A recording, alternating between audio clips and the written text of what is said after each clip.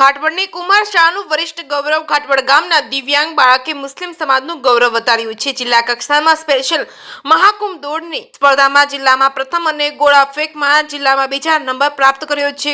Gujarat sport authority દ્વારા ગત તારીખ 11 ફેબ્રુઆરી 2025ના રોજ દિવ્યાંગ બાળકો માટે જિલ્લા કક્ષાના સ્પેશિયલ ખેલ મહાકુંભનું આયોજન કોડીનાર તાલુકાની સોમનાથ એકેડમીમાં કરવામાં આવ્યું છે, જેમાં જિલ્લાના તમામ દિવ્યાંગ બાળકોએ ભાગ લીધો છે। આ સ્પર્ધામાં ઘાટવડ કુમાર શાહમાં ધોરણ 8માં અભ્યાસ કરતા દિવ્યાંગ બાળક અગવાન નવાઝ જમાલભાઈ જેડી કેટેગરીની દિવ્યાંગતા ધરાવે છે। તેમણે જિલ્લા કક્ષાના ખેલ મહાકુંભમાં 100 મીટર દોડમાં પ્રથમ નંબર મેળવી ગોળા ફેંકમાં દ્વિતીય નંબર મેળવ્યો હતો। આ તકે તાલુકા કેળવણી નિરીક્ષક મહેશભાઈ વાઢેર, શાળાના in charge Acharya જયસિંહભાઈ Vadher, resource teachers Rameshbhai Rathod, સમગ્ર શાળા પરિવાર તેમજ એસએમસી સમિતિ વતી બાળકને ખૂબ ખૂબ અભિનંદન આપવામાં આવ્યા હતા।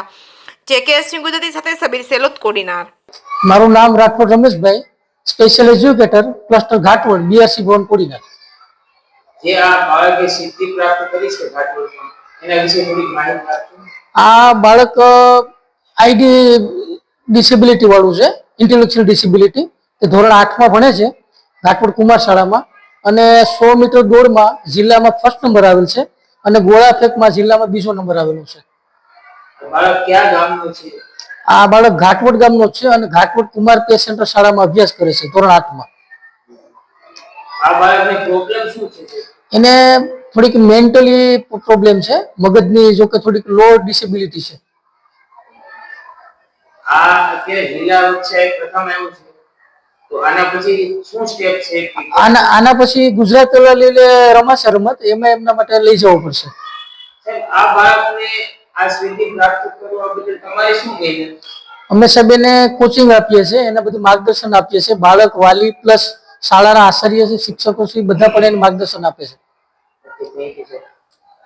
તાલુકાના બીઆરસી સાહેબ શ્રી તેમજ જિલ્લાના કોઓર્ડિનેટર સાહેબ શ્રી પણ અમારા આમાં પ્રોત્સાહન તેમજ મદદ કરતા હોય છે। મારું નામ જયસિંહભાઈ વીરાભાઈ વાઢેર, ઘાટવડ પે સેન્ટર કુમાર શાળાનો પ્રિન્સિપલની ચાર્જમાં છું। સાહેબ, જે દિવ્યાંગ બાળક ઘાટવડના સ્કૂલનો જે સિદ્ધિ પ્રાપ્ત કરેલ છે, એના વિશે માહિતી આપશો? આ બાળક અમારી શાળામાં ધોરણ 8માં ભણે છે। તેનું નામ છે અગવાન નવાઝ જમાલભાઈ અને બાળક છે જન્મથી એલડી કેટેગરી, કે જે વિકલાંગોની કેટેગરી હોય, લર્નિંગ ડિસેબિલિટી એટલે કે શીખવાની અક્ષમતા, એ અક્ષમતા બાળક ધરાવે છે।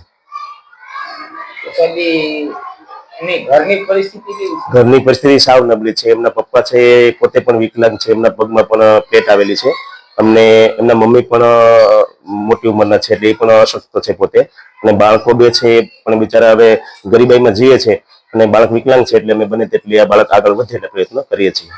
હવે એ બાળકને સાહેબ ક્યાં લઈ જવામાં આવશે? હવે અત્યારે ઓલ ગુજરાત સ્પોર્ટ્સ ઓથોરિટી તરફથી જે આ સ્પેશિયલ ખેલ મહાકુંભ હતો દિવ્યાંગ બાળકોનો, એમાં અમારું બાળક છે, અમને ગર્વ છે કે અમારું બાળક ગોળા ફેંકમાં બીજા નંબરે આવ્યું છે અને 100 મીટર દોડમાં પ્રથમ નંબર આવ્યું છે।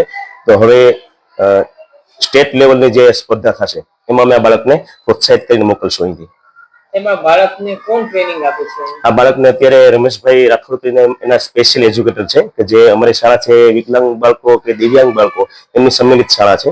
અમને એમાં સ્પેશિયલ જે રિસોર્સ ટીચર કહેવાય એ પોતે એમને શિક્ષણ પણ આપે છે અને કોચિંગ પણ આપે છે। સાથે સાથે અમારી શાળામાં નવી ભરતી છે ખેલ સહાયક તરીકે જે નવી ભરતી થઈ યોગેશભાઈ વાળા, એમને પણ અમે કીધું છે કે આ જે દિવ્યાંગ બાળકો છે કે જે રમત ગમતમાં આગળ છે, તો એવા બાળકોને તમે પણ તમારું પોતાનું કોચિંગ આપજો।